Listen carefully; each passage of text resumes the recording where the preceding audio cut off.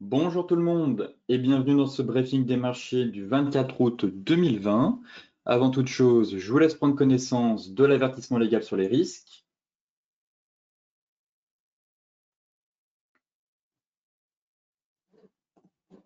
Et tout de suite, focus marché avec les bourses européennes qui ont donc terminé dans le rouge vendredi après des signes de ralentissement de l'activité économique dans la zone euro, venus s'ajouter bien évidemment aux doutes récemment apparus sur le rythme de la reprise. En effet, les premiers résultats des enquêtes mensuelles d'IHS Markit auprès des directeurs d'achat PMI ont été moins bons que prévu. Le rebond économique de la zone euro ayant montré des signes de faiblesse en août. Parallèlement, en France, l'activité dans le secteur manufacturier s'est ainsi contractée puisque le PMI du secteur retombant à 49. Et pour rappel, on parle souvent de contraction en dessous de 50 et d'expansion de l'activité ou de l'économie au-dessus de 50. Et là, actuellement en France, on est retombé sous la barre symbolique des 50. Toutefois, les places européennes ont quand même réduit leurs pertes en fin de séance vendredi, après la publication des PMI flash aux États-Unis qui montrent que la croissance de l'activité du secteur privé est remontée à son plus haut niveau depuis 2019. Toutefois, ce matin, les espoirs d'un traitement dopent les marchés. Donald Trump a encore frappé puisque le président américain a annoncé dimanche soir l'autorisation en urgence de la transfusion du plasma sanguin de personnes guéries du coronavirus à des patients hospitalisés. Donc, encore une fois, toutes les news concernant l'espoir d'un vaccin ou d'un traitement, eh bien, à chaque fois, dope les marchés. Et là, c'est actuellement ce matin, c'est actuellement le cas ce matin avec des bourses, des places européennes qui prennent quand même quasiment plus de 2%. Côté US, eh bien Wall Street a aussi terminé, enfin Wall Street a terminé en hausse vendredi et le Nasdaq a encore inscrit un record. Wall Street saluant des indicateurs jugés rassurants de leur côté sur la reprise de l'économie après le choc du coronavirus. Bien évidemment, tiré par Apple qui poursuit son envolée. Apple a quand même pris plus de 5%, Tesla plus de 2%. Comme je vous l'ai expliqué en fin de semaine dernière, le split de l'action de 4 pour 1 ou de 5 pour 1, eh bien, dope l'action. Tous les investisseurs se ruent actuellement sur ces deux valeurs pour en avoir dans leur portefeuille, ce qui fait que ça dope bien évidemment le cours de bourse des deux actions. De plus, Apple pèse du moins à une pondération assez importante dans l'indice Dow Jones. Alors, la croissance de l'activité du secteur privé aux États-Unis a retrouvé en août son niveau du début 2019 grâce à une reprise des nouvelles commandes dans l'industrie comme dans les services. Parallèlement, les ventes de logements ont enregistré une hausse record en juillet et affichent un rythme annualisé leur plus haut niveau depuis près de 14 ans selon les statistiques nationales de la National Association of Realtors, donc la principale fédération d'agents immobiliers du pays. Alors, ces chiffres meilleurs qu'attendus ont été bien accueillis sur les marchés financiers. Après une série, comme vous le savez, d'indicateurs mitigés ces derniers jours, avec entre autres quand même des inscriptions au chômage reparties à la hausse, avec plus d'1 million la semaine dernière. Côté macro, justement, eh bien, nouveau record de la capitalisation boursière mondiale.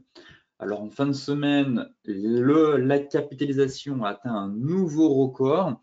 On a quasiment frôlé les 90 000 milliards de dollars, soit 102% du PIB mondial. Pour rappel, en mars, on avait quand même effectué une belle dégringolade, on avait quasiment atteint les 60 000 milliards. Et en l'espace de seulement quelques mois, le marché a regagné quasiment 30 000 milliards de capitalisation boursière. C'est du jamais vu dans l'histoire de la bourse. Pour rappel, la dernière fois où on était passé de 60 à 90, ici on avait quand même mis entre 2 années, il me semble 2 à 3 ans, et ici en seulement quelques mois, eh bien on a repris plus de quasiment 30 000 milliards. Donc un chiffre quand même assez impressionnant. Bien évidemment, ce chiffre a été soutenu par l'omniprésence et le soutien des banquiers centraux, sans qui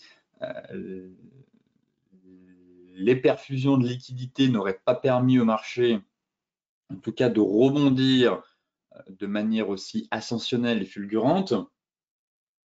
Et bien évidemment, comme le dit Goldman Sachs, eh bien, les investisseurs ne peuvent pas se permettre d'attendre la résolution d'un problème, celui du virus, dont ils savent qu'il sera résolu avec un vaccin ou un traitement. Et encore une fois, ce matin, cela montre à quel point eh bien, les marchés sont drivés par les espoirs, hein, puisqu'on a juste parlé, comme l'a dit Yann, comme l'a annoncé Trump, d'une autorisation voilà, de la transfusion du plasma sanguin, sans pour autant parler d'un vaccin, mais cela constitue un catalyseur. Hein. Pour rappel, on avait eu le même effet avec Poutine, soi-disant son vaccin Sputnik, qui permettrait de traiter en tout cas le Covid-19. Derrière, on avait eu quand même une envolée des bourses. Finalement, c'était retombé. Mais tous les espoirs concernant le traitement ou le vaccin eh bien, suffisent à alimenter la hausse des marchés. Donc certes, on a des marchés qui sont quand même qui ne sont pas tournés vers l'avenir, mais qui suivent les liquidités, mais quand même qui sont aussi tournés vers l'espoir d'un nouveau vaccin, d'un traitement, hein, et ce qui permet d'avoir une ascension assez fulgurante et d'avoir des indices sur leur plus haut historique, notamment pour le S&P 500 et pour le Nasdaq, qui lui s'est littéralement envolé. En revanche, en Europe, même le Dow Jones, on n'est pas revenu sur les plus hauts historiques et le CAC 40, lui, quand même, sous-performe très largement les autres indices et même son homologue européen, à savoir le DAX 30.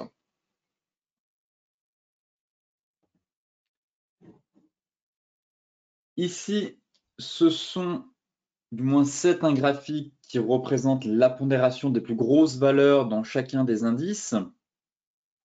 Donc, les 5 plus grandes valeurs, que ce soit Facebook, Amazon, Apple, Microsoft et Google, représentent maintenant 23% du S&P 500, donc bien au-dessus du sommet de 18%, pour rappel, des années 2000, lors de l'éclatement de la bulle des dot-com. Donc vraiment, on a le secteur de la tech qui se déchaîne, qui dévore le monde, puisqu'on assiste quand même depuis, vous voyez là, depuis début 2020, quasiment depuis la reprise, à une amplification de leur pondération au sein des indices. Et enfin, la concentration semble encore plus extrême au sein de l'indice de croissance Russell 1000. Donc on a le Russell 1000 Value et le Russell 1000 Growth, donc celui de croissance. Et ces 5 mêmes titres représentent 37% de la capitalisation boursière. Donc elles ont en fait quasiment le monopole, hein, étant donné qu'on est quand même sur 1000 titres.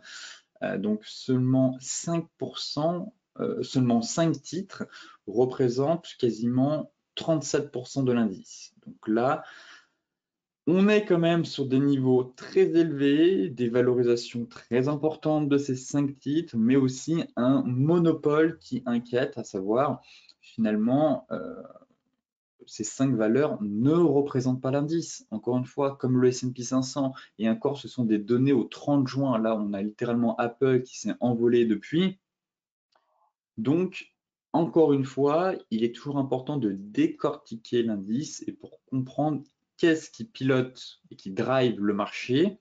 Et nous assistons tout simplement à une hausse en trompe-l'œil, puisque ce ne sont pas 1000 valeurs correctement, on va dire, pondérées au sein de l'indice qui ont permis cette hausse, mais uniquement 5 valeurs, 5 géants de la tech qui drive actuellement le marché. Donc, quand vous regardez un indice, toujours important d'essayer de décortiquer l'indice et de savoir les plus grosses pondérations. Et parfois, on se rend compte que finalement, on a des valeurs qui sont au tapis, clairement, qui ne rebondissent pas aussi fortement que ces 5 valeurs-là, tout simplement parce qu'on a eu une amplification depuis le mois de mars de ces 5 valeurs assez extrêmes et elles bénéficient très largement d'un monopole au sein du Russell, du S&P ou même du Nasdaq 100, hein, le Nasdaq Composite. Sur le Nasdaq 100, il me semble qu'on est quasiment, alors si on prend les Fangman, là on est uniquement sur, comme je vous le disais, Facebook, Amazon, Apple, Microsoft, Google. Si à ça on rajoute Netflix et Tesla et Nvidia, pour donner les Fangman, eh bien au sein du Nasdaq 100, on est juste ces 7 valeurs représentent quasiment plus de 50% de l'indice. Donc encore une fois, très important de prendre du recul et de se rendre compte que on a seulement 7-8 valeurs qui tirent l'indice vers la hausse et qui donnent en fin de compte une hausse en trompe-l'œil. Côté graphique maintenant, eh bien, on va tout de suite s'intéresser au CAC 40.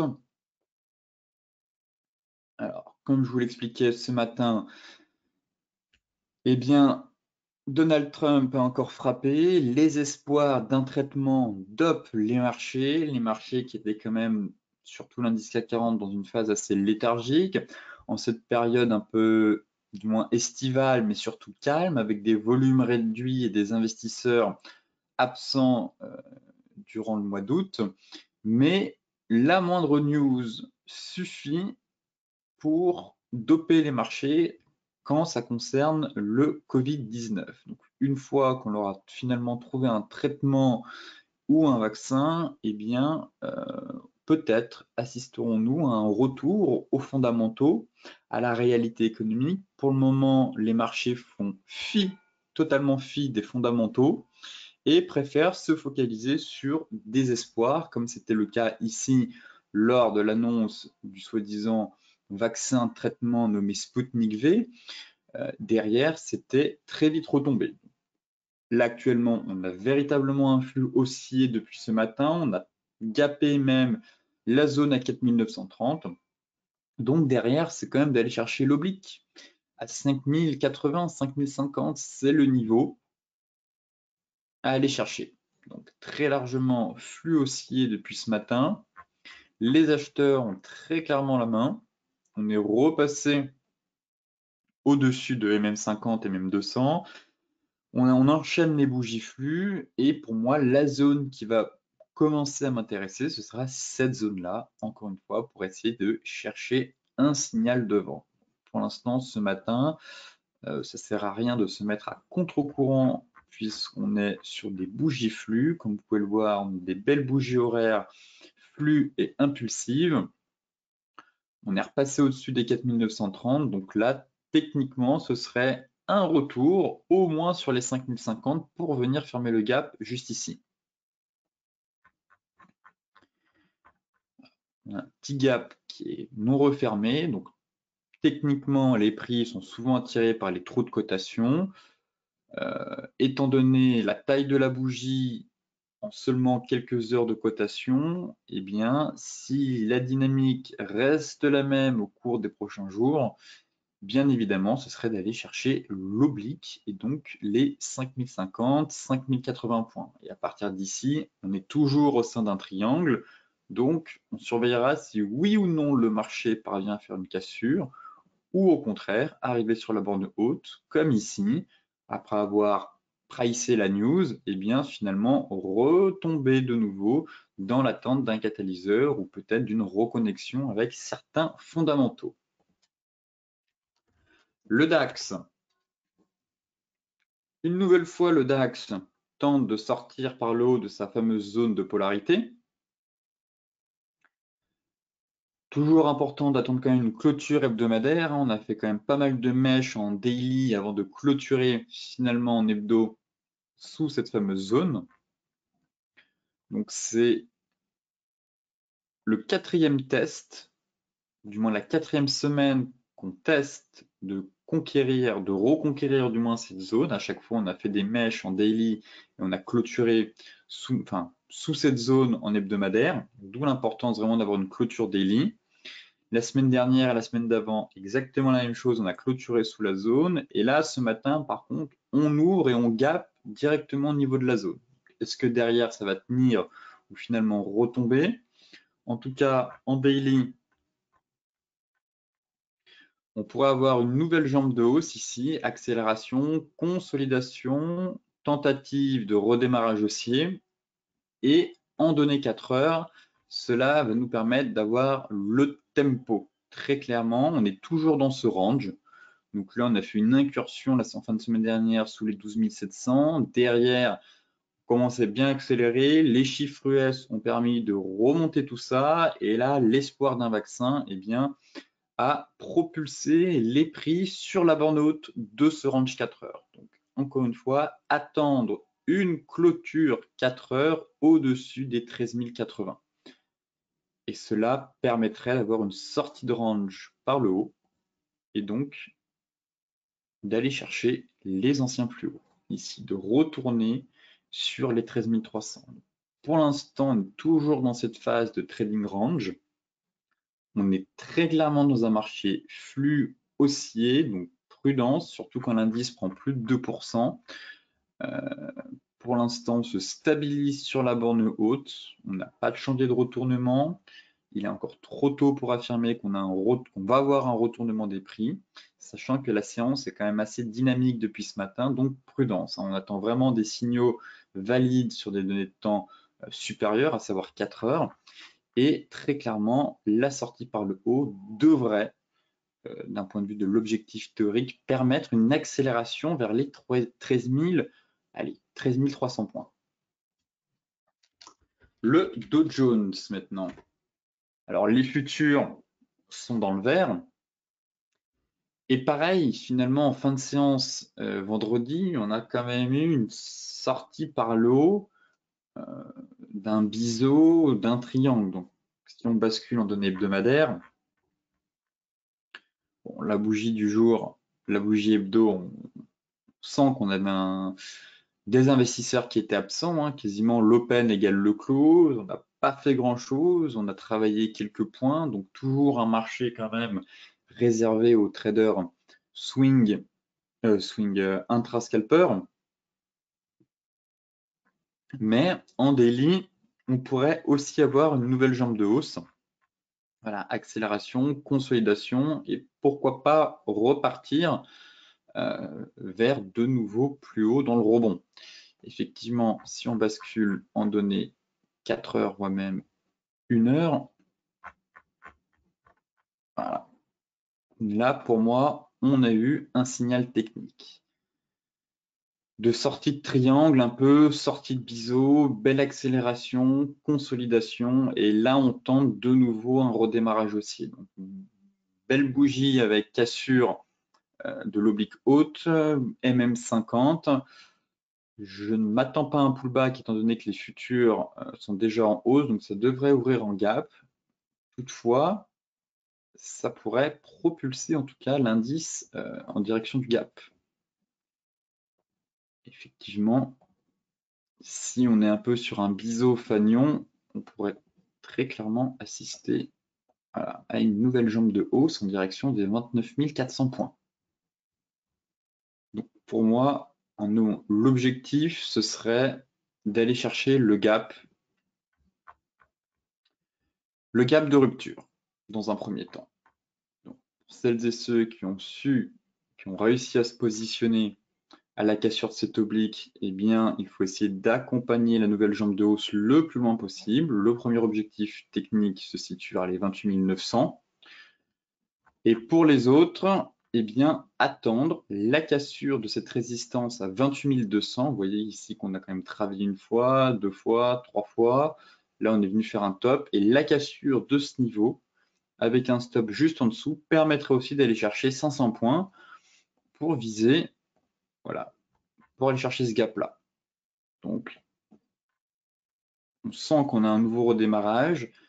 Là, si vous n'avez pas pu rentrer sur cette cassure, eh bien, attendez la cassure de la résistance avec un stop légèrement en dessous et cela devrait permettre d'aller, dans un premier temps, chercher ce fameux gap qui devrait quand même donner 500 points sur un trade swing.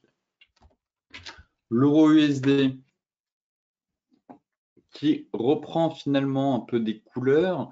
Après les annonces de la Fed, on a quand même eu un rebond du dollar.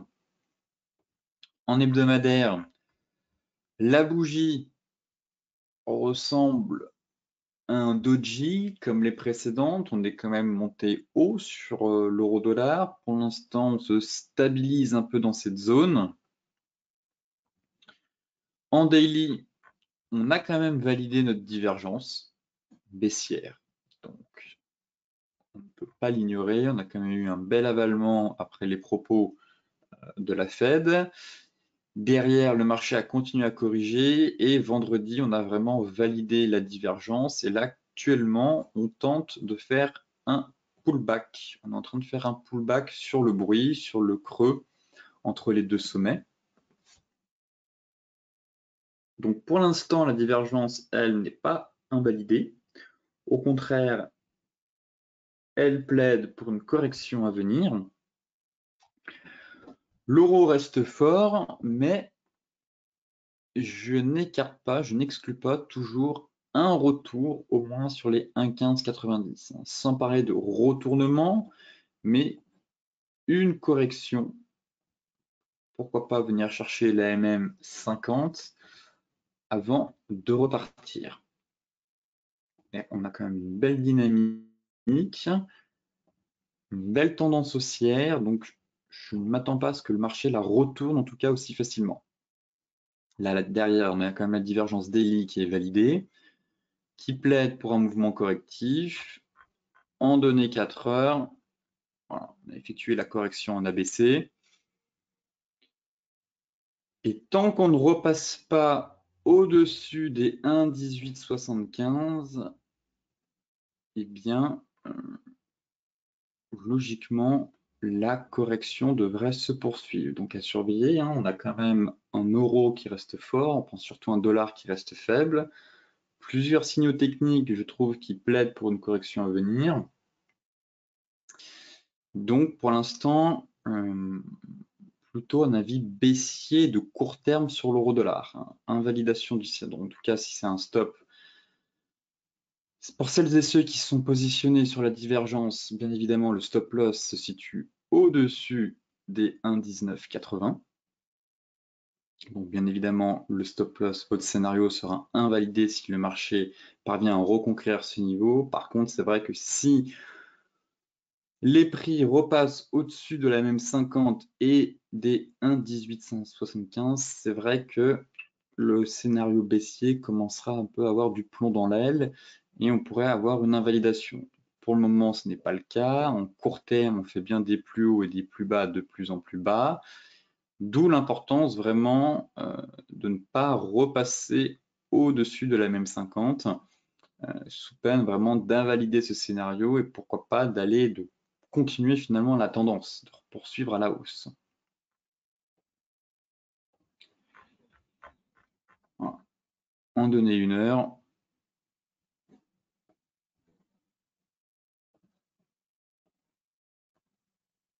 Pour l'instant, voilà, confronté quand même à une oblique.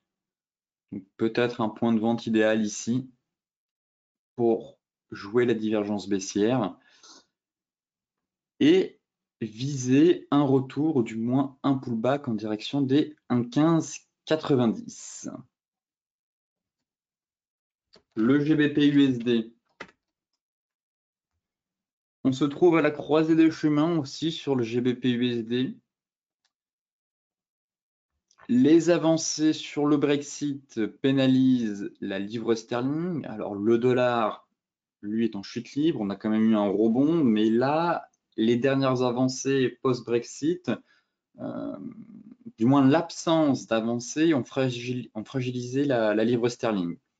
Là derrière, on a quand même un beau doji pierre tombale qui montre vraiment une phase d'hésitation et de fin de hausse en données hebdomadaires. En daily, la divergence a été validée, avec quand même plusieurs avalements. On en a eu un ici, donc 2 avalements, une divergence baissière confirmée. Donc pareil, plusieurs éléments, que ce soit la bougie hebdo, la divergence daily qui plaide en tout cas pour une correction à venir. Et si on affine en données 4 heures, risque de double top, encore une fois. Donc pareil, sommes-nous sur un bad range et donc ping-pong entre les deux bornes. Pour le moment, le marché tente de reprendre un peu de hauteur, mais sous les 1,3080, là, on aurait vraiment plusieurs signaux techniques assez puissants, que ce soit en daily, en hebdo, en daily ou en 4 heures. Donc, cassure de la ligne de coup et donc accélération en direction des 1,2916. Donc, à surveiller, bien évidemment. Ce niveau de support juste ici, pour le moment, on tente de reprendre, mais derrière, la livre sterling pourrait vite s'essouffler, surtout si le dollar se renforce lui aussi, comme on a pu le voir sur l'euro USD.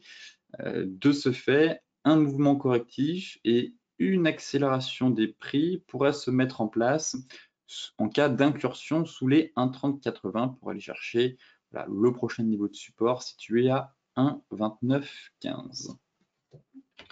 L'euro GBP, toujours dans son range. Vendredi, l'émission s'était arrêtée suite à de nombreux problèmes techniques sur cette paire, justement. Donc, on va essayer de reprendre le suivi. On était sur la borne basse, justement, vendredi du range. On est toujours dans une phase de consolidation. Et pareil, avec un double top qui tente en tout cas de se mettre en place. Mais ce dernier n'est absolument pas validé puisqu'il faudrait encore une fois une cassure sur clôture sous les 0,8937. Toutefois, on peut aussi se mettre dans un range.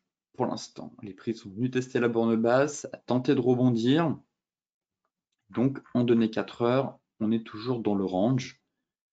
Pour le moment, ça tient. On a eu un bel avalement 4 heures ici qui a permis de sauver la borne basse. Donc derrière, peut-être que certains d'entre vous se sont positionnés suite à l'avalement sur la borne basse, donc avec un stop loss juste en dessous. Là, on arrive quand même sur un gros niveau, à savoir le milieu de range, donc il serait préférable de mettre son stop à break-even. On est quand même sur une grosse phase d'indécision. Ici, ça travaille beaucoup. Donc, si le marché retombe, tant pis.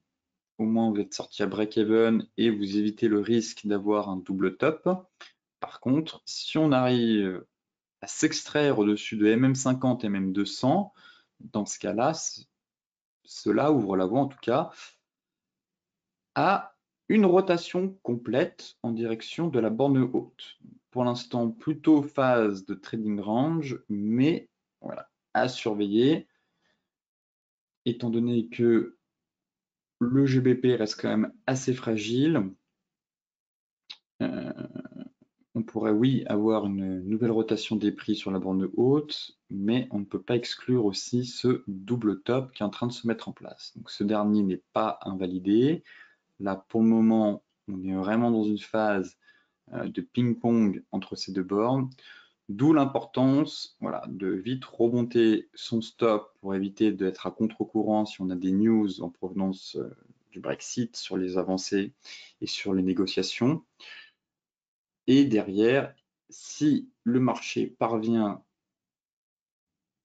du moins à franchir cette fameuse zone juste ici, et bien pareil, remonter son stop jusqu'à la borne haute. Et par contre, en cas de cassure, là, on aurait une sortie par le haut du range qui permettrait d'aller chercher la borne haute du range hebdo, situé vers les 0,93. N'oubliez pas qu'on est quand même dans un range de très long terme sur cette paire et que là, on tente d'effectuer une rotation partielle.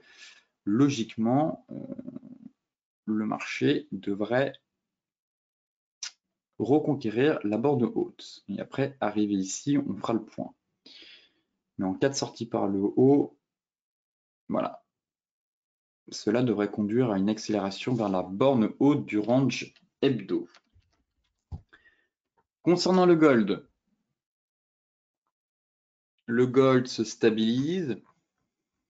Je n'exclus pas toujours cette correction en ABC. Pour le moment, on est quand même sur un gros niveau de support, 1912-1921, on a une belle zone. Si je prends voilà, les deux mèches qu'on a juste ici, voilà, ici on a deux belles mèches. Donc, on est très clairement sur un niveau de support weekly. Pour le moment, ça tient.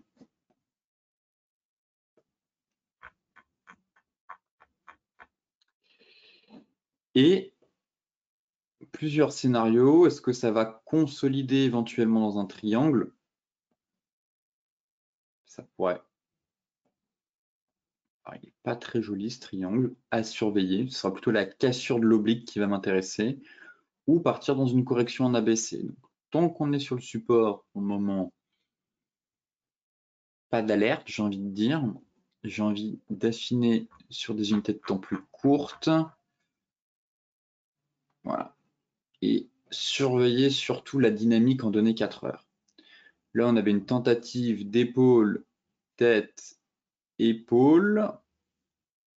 Fausse cassure soutenue par la MM200. Derrière, ça tient.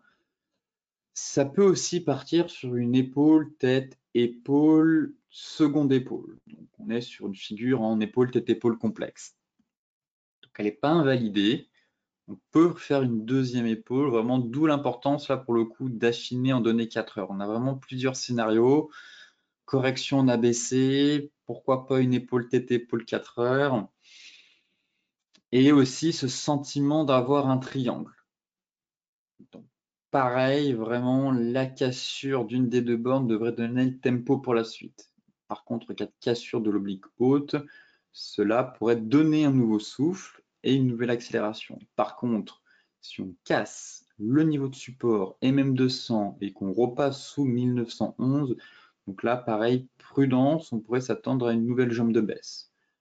Pour le moment, il n'y a pas grand-chose à faire sur le gold, si ce n'est le surveiller sur des unités de temps plus courtes pour essayer d'affiner vos plans de trading. Donc, à savoir la cassure soit de ces deux bornes ou du support avec validation potentiellement de cette ETE un peu complexe. Donc, affaire à suivre en tout cas dans les prochains jours. Le Brent, du moins le secteur pétrolier, toujours un marché ennuyant, où il ne se passe pas grand-chose. On tricote, on est dans l'hésitation, dans l'indécision, un marché où il ne se passe pas grand-chose, où il n'y a pas d'action, donc toujours à mettre de côté. Pas grand-chose à dire, honnêtement, hein, depuis tout le mois d'août, si on prend le mois, il ne s'est pas passé grand-chose, hein, même sur le mois de juillet, là, depuis 2 mois, vraiment compliqué de mettre en place des scénarios swing, plutôt un avis baissier. Je n'ai pas changé mon fusil d'épaule sur le secteur pétrolier. On est sur résistance, donc compliqué d'être acheteur sur résistance, plutôt vendeur, mais on manque cruellement de signaux baissiers d'un autre côté. On ne peut pas être acheteur sur résistance, mais compliqué d'être baissier en l'absence de signaux techniques. Open égale close quasiment, on n'a pas de flux, on n'a pas de volatilité, on est vraiment dans une phase d'indécision, le marché évolue sans direction claire. Très mitigé sur le pétrole, je garde toujours un biais baissier bien évidemment, et attendons de voir ce qui va se passer quand les deux moyennes mobiles vont essayer vont faire la jointure. Juste ici, mais on sent un marché qui est quand même lourd, qui est fragilisé par le Covid. On a fait une belle hausse. Derrière, une correction ne serait pas à exclure aussi. Mais pour l'instant, les acheteurs ont du mal à aller plus haut.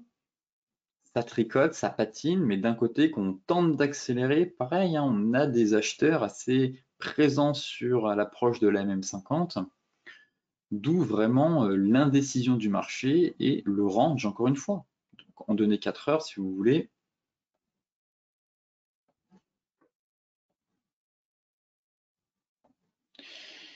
Eh bien, on a ce range. Donc, attendons la cassure. Hein, on a fait une belle incursion sous mèche. On a réussi à reconquérir ce niveau. Mais derrière, c'est pas pour autant qu'on ait une accélération. Vraiment, le marché pétrolier, je le laisse de côté. J'attends d'avoir un beau signal avec une belle bougie flux. Mais sinon, pour le moment, c'est assez piégeux. Plutôt un marché pour les traders intraday, mais qui reste quand même, voilà, on fait des belles mèches, des fausses cassures, ça revient. Voilà. Le plus important pour moi, ce serait vraiment d'avoir un signal fort sur une bougie flux impulsive, plusieurs éléments techniques qui convergent, et pour le moment, ce n'est pas le cas. Donc, et on est encore dans la période estivale, d'où l'intérêt vraiment de laisser du temps au temps et d'attendre un retour des opérateurs qui, au cours des prochains jours, devraient s'intéresser de nouveau au secteur pétrolier, puisqu'ils vont devoir effectuer de nouveaux arbitrages à la rentrée, et donc potentiellement avoir une nouvelle hausse de la volatilité sur ce marché après plusieurs mois de léthargie. Le light, c'est exactement la même chose, on est dans la zone. On est en plein dans la zone de résistance hebdomadaire.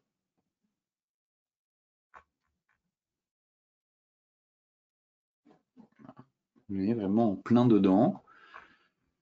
Et on a cette moyenne mobile 50 qui commence à venir, qui va venir chercher les prix. Et là, ça commence à m'intéresser.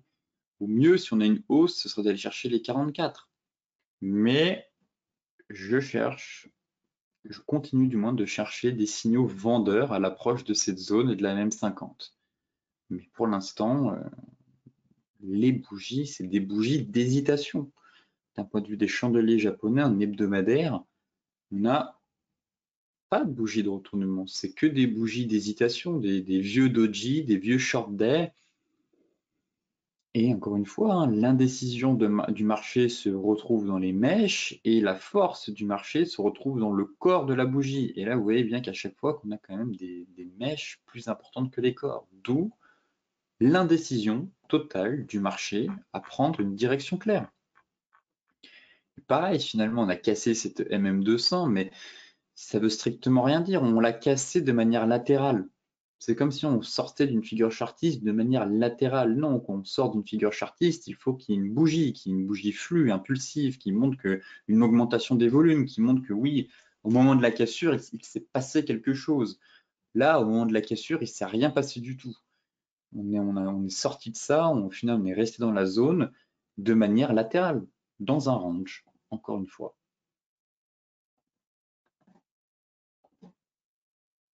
Voilà.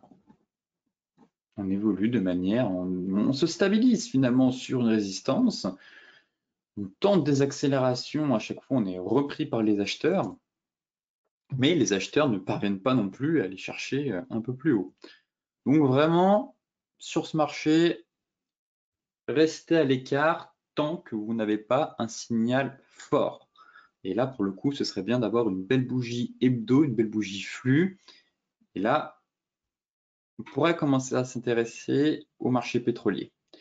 Mais pour l'instant, même si je reste baissier, je trouve que le marché délivre peu de signaux et est plutôt piégeux. D'où l'intérêt d'aller sur des marchés où on a une meilleure visibilité et où il se passe de l'action. Enfin, pour terminer, le Bitcoin qui lui se stabilise, il a validé cette divergence baissière qui est revenu aussi sur la bande basse du triangle. Donc pour l'instant, ça reste haussier.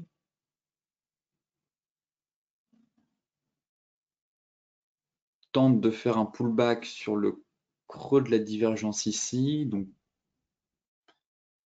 c'est plutôt haussier sur le BTC, certes. Le vrai signal sera une nouvelle fois donné à la cassure des 12 000. D'un autre côté, on a cette divergence qui est validée, qui plaide pour une correction sur les 10 750. Mais l'oblique fait le job, j'ai envie de dire, pour l'instant. Le BTC reste fort. Les crypto-monnaies, comme les métaux précieux, on le vent en poupe face au contexte actuel. Donc, je ne chercherai pas à vendre les cryptos pour l'instant. Plutôt à me positionner sur des replis ou des cassures d'anciens plus hauts. Voilà, tout simplement, partir sur du trend following comme sur les métaux précieux. Et pour l'instant, même si on corrige, hein, si on va chercher les 10 750,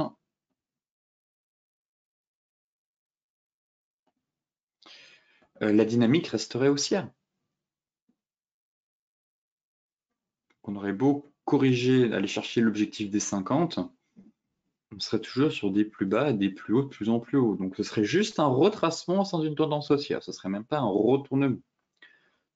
Ça montre à quel point, même en cas de gros retracement de 50%, on reste toujours dans une dynamique de moyen long terme haussière. Donc, plutôt chercher des achats sur repli, ou vraiment une belle cassure, de retourner à la charge en cas de cassure vers les 12 000. Donc là, on a eu un bull trap. Peut-être que la deuxième fois sera la bonne, avec un stop sous la même 50 pour aller chercher les 13 000.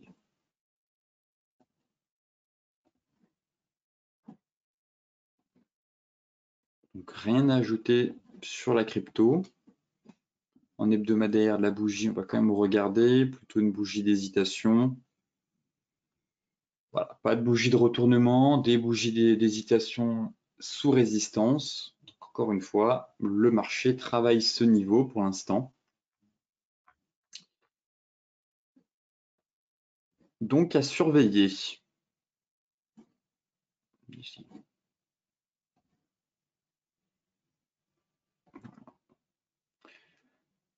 Potentiellement, première alerte à mettre en place si on repasse sous l'oblique de ce triangle.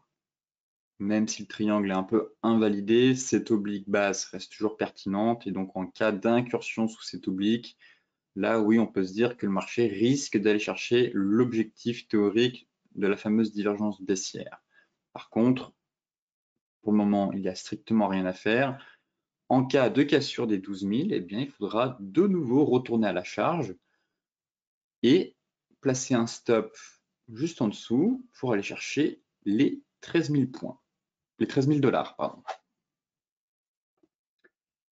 Sur ce briefing des marchés touche à sa fin. Comme d'habitude, pour celles et ceux qui sont intéressés par le briefing, je vous mets le lien dans la description de la vidéo. Sinon, pour les autres, n'oubliez pas de vous inscrire demain aux stratégies bourse Forex à 14 h. Et là, on pourra faire un tour d'horizon complet sur l'ensemble des classes d'actifs. Je vous souhaite donc une excellente journée, de très bons trades, soyez prudents et on se retrouve demain pour faire un nouveau point sur les marchés.